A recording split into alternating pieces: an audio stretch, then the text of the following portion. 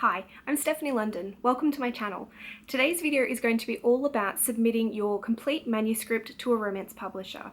I'm going to go through a couple of different ways that you can submit your manuscript, what you should look for when trying to figure out the perfect home for your manuscript, and then I'm going to answer a couple of questions that I often get when people are talking to me about this particular topic. So one of the first things that I often get asked is, do you need an agent to submit a manuscript to a publishing house? And did I have an agent when I went through that process? And the answer to whether or not you need one is it depends. It depends on where you're submitting your manuscript and what you're trying to achieve. So there are publishers that will accept a manuscript without an agent. Harlequin is one of those. If you're looking at any of their series line like Blaze or Presents or any of those, they will accept a manuscript without an agent.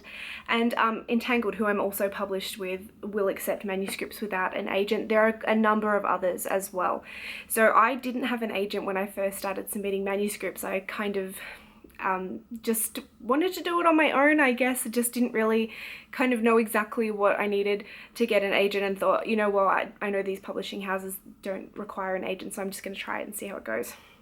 So that was my approach. I do have an agent now, but that's because I'm really looking at my writing career as a whole now and where I want to go, and I feel that an agent will kind of help me to get there, but that's kind of a whole other tangent for another day.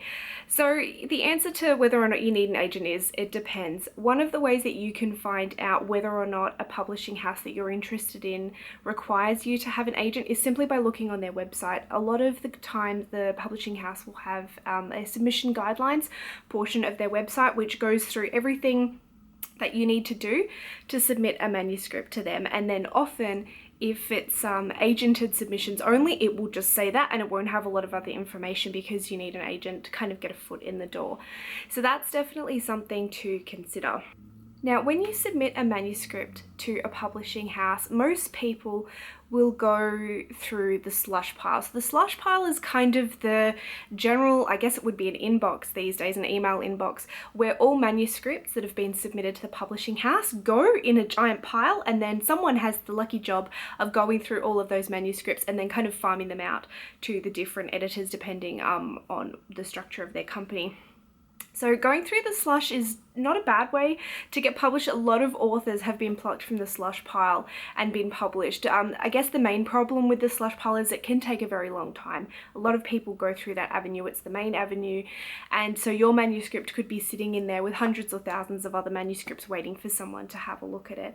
So that's kind of the most basic way that you can get your manuscript in front of an editor. A lot of these publishing houses will have either an email address where you submit the manuscript, or many of them are now using a program called Submittable, which kind of tracks your submissions to the publishing house and gives you updates and things like that. It's quite a cool tool. So a lot of them are using things like that. Sometimes they have an online form where you have to fill in your details and then you attach your manuscript document. So that's kind of the regular way. Another way that you can get your manuscript in front of an editor is to get what's called a request. So a request is where an editor has asked to see your manuscript and you're submitting the manuscript directly to that editor instead of going through the slush pile. So you're kind of jumping over that first basic step and going direct to the person that's going to have a look at your manuscript. So I guess the key thing is, how do you get a request? There's quite a number of different ways that you can go about doing this. A lot of different publishing houses will have pitching events, so it might be in person at a conference, it might be through a social media outlet. A lot of them are doing them through Twitter. If you follow any of the hashtags like PitMad or any of those, there'll be agents and editors looking at people pitching their manuscripts in 140 characters or less.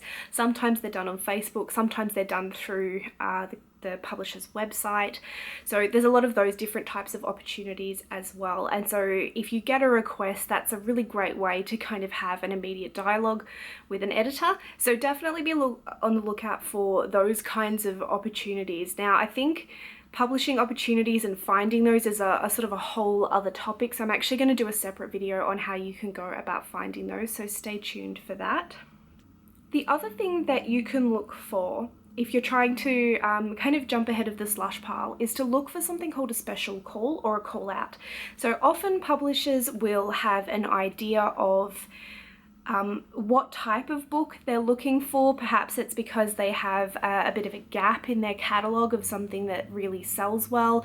It might be that they're looking to get onto a new trend, or they've, just an editor might just have kind of an inkling of something that they feel is going to do really well, and so they might put a special call out for writers. So in the romance world, it could be, people looking for a sexy contemporary romance with cowboys or billionaires or whatever the hot trend is at the moment.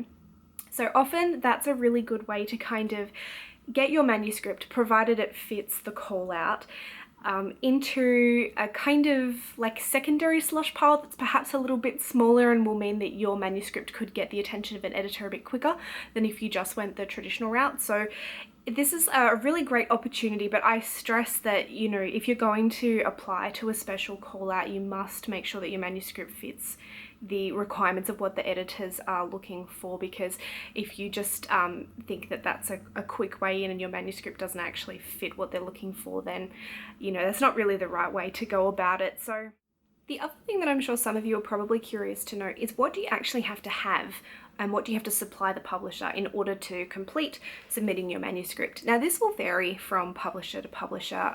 Sometimes they just want the manuscript itself, and that's enough because they want to read through. Other publishers will request sort of like a query approach, which is where you have a letter to them with a bit of a blurb about the manuscript and, perhaps an indication of your credentials if you're published elsewhere or if you've won any awards, things like that.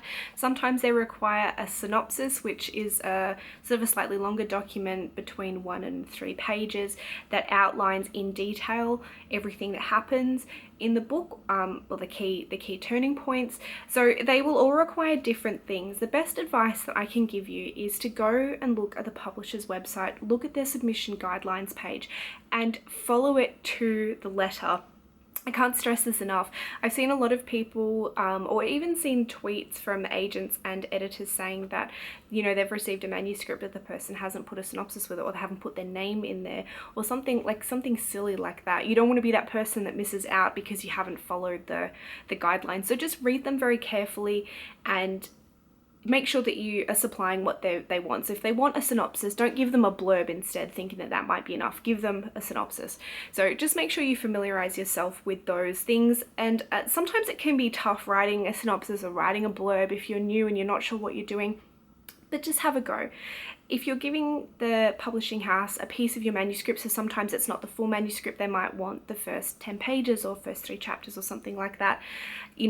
Put your best effort in, but don't think that it has to be absolutely 100% perfect or they won't ever look at it. Just do the best that you can and don't let that kind of fear stop you from actually submitting your manuscript. But just, like I said, look at the guidelines and follow what they're looking for, and you're giving yourself your best chance of getting picked up by doing those things.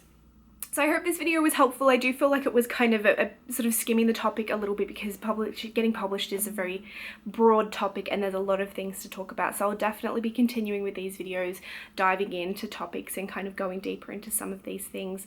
If you have any questions at all, please feel free to leave a comment below. I love hearing from you guys, so definitely leave me any questions or any requests for future videos, things that you want to know about and things like that. A couple of videos that I have planned coming up is a look at how to find the publishing opportunities that I mentioned in this video, so how to find special call-outs and how to find pitching opportunities and things like that, and then also looking at actually choosing a publisher as well, because I originally wanted to put it in with this video, but I felt like it was going to be too long, so I'm going to split that out and look at how to actually go about researching and choosing a publisher. So yeah, I hope you found this video helpful, and have a wonderful day, guys. I'll see you soon. Bye.